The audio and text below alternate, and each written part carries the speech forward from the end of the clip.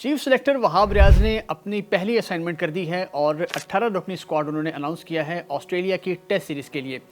उस पर हम बाद में आते हैं। एक कंट्रोवर्सी आज क्रिएट हुई है हारिस रऊफ को लेकर कि पहले उन्होंने अपनी दस्तयाबी दी थी कि वो ऑस्ट्रेलिया जाएंगे टेस्ट सीरीज़ के लिए, लेकिन अब उन्होंने एक रात पहले ऐलान कर दिया या कह दिया कि वो टेस्ट स्क्वाड का हिस्सा नहीं बनना चाहते, वो टेस्ट सीरीज़ नहीं खेलना चाहते। क्यों? क्योंकि उनको डर है कि कहीं इंजरी ना हो जाए। लेकिन असल बात यह है कि चूँकि वो वर्ल्ड कप में चल नहीं सके, तो अगर कहीं ऑस्ट्रेलिया में भी ना चल सके तो ऐसा ना हो कि टीम से ड्रॉप हो जाए। तो उन्होंने एक सेफ साइडेडली उन्होंने अपनी जो किनारा कशी इख्तियार की है और दस्तबरदारी दी है स्क्वाड से, तभी वो स्क्वाड का हिस्सा नहीं है। लेकिन एक बात यहाँ पर बड़ी अजीब कही और बड़ी इंपॉर्टेंट कही वहाब रियाज ने, वो ये कि जो प्लेयर्स पाकिस्तान की तरजीह हैं या जिनकी तरजीह पाकिस्तान है, हम उनको स्क्वाड में लेना चाहते हैं और हमने उन्हीं को स्क्वाड में लिया है। लेकिन साथ उन्होंने ये भी कहा कि हमें हारिस रऊफ की बड़ी ज़रूरत थी, तेज़ विकेट्स हैं ऑस्ट्रेलिया की, तो वहाँ पर तेज़ बॉलर्स ही चाहिए। अब आपको बताते हैं कि स्क्वाड में कौन कौन शामिल है और किस किस बुनियाद पर स्क्वाड में लोगों को शामिल किया गया है। तो सबसे पहले हम बात करते हैं खुर्रम शहजाद और साइम अयूब की। ये दो नाम ऐसे हैं कि जो पहली बार टेस्ट स्क्वाड का हिस्सा बने हैं और आपको बताते हैं कि इनके स्टैट्स क्या हैं। खुर्रम शहजाद इस सीजन के टॉप विकेट टेकर हैं। उन्होंने 36 विकेट्स लिए हैं 20 के एवरेज से और बैटिंग भी थोड़ी बहुत वो कर लेते हैं। फिर उसके बाद साइम अयूब ने 553 रन बनाए हैं इस सीजन में और उनकी एवरेज है 79।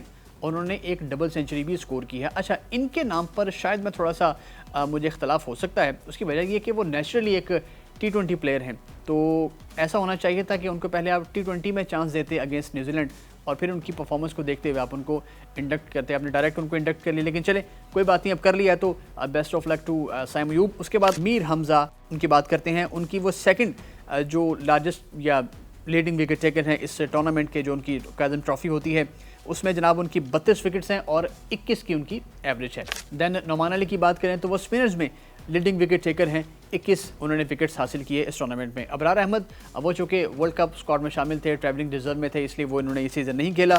बाकी रही बात इसमें सिर्फ फराज अहमद की, तो वो जनाब वो सेकंड हाईएस्ट टॉप स्कोरर हैं इस टूर्नामेंट के। 697 रन उन्होंने वहाँ पर स्कोर किए हैं 99 की एवरेज से।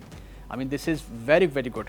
फ़हीम अशरफ की बात करें, उन पर बड़े सवाल उठ रहे थे कि वो किस बुनियाद पर अब उनको बार बार चांस मिल रहा है। तो जनाब उनकी बुनियाद ये है कि 412 रन उन्होंने स्कोर किए एज अ बैटर और 16 विकेट्स उन्होंने हासिल किए हैं एज अ बॉलर। सो एक ऑलराउंडर के हवाले से उनकी परफॉर्मेंस काफ़ी मुनासिब है, बल्कि बेहतर है। आमिर जमाल की बात करें तो उनके 12 विकेट्स हैं इस कायद-ए-आज़म ट्रॉफी में। बाकी जितने भी लड़के हैं, बाबर, रिजवान, अब्दुल्ला इमाम और जितने भी लड़के, शाहीन हो गए, ये सारे तो चूँकि वर्ल्ड कप बाउंड स्क्वाड था और वर्ल्ड कप में ये लोग वहाँ खेल रहे थे, इस वजह से इन्होंने ये सीज़न नहीं खेला और इनकी परफॉर्मेंसेस सबके सामने हैं। एक और ख़ास बात, मोहम्मद अब्बास के बारे में कहा जा रहा है कि एक बार फिर उनको इग्नोर कर दिया गया है। तो वहाब रियाज ने पर बात की कि उनको इग्नोर नहीं किया, वो हमारे प्लान्स में शामिल हैं।